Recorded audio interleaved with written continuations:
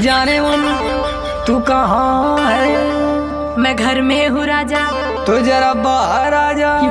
क्या हुआ राजा? चल गेहूं काटे। भगो हम ना जाई।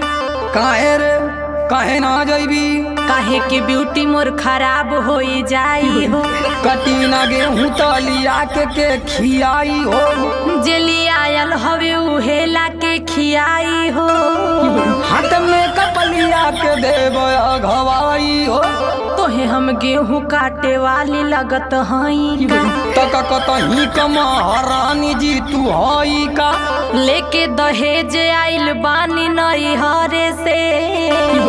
हाथ लतियाई के भगाई दे हम घरे से। देखा कुछ हो कला हमसे न होई कटिया हो।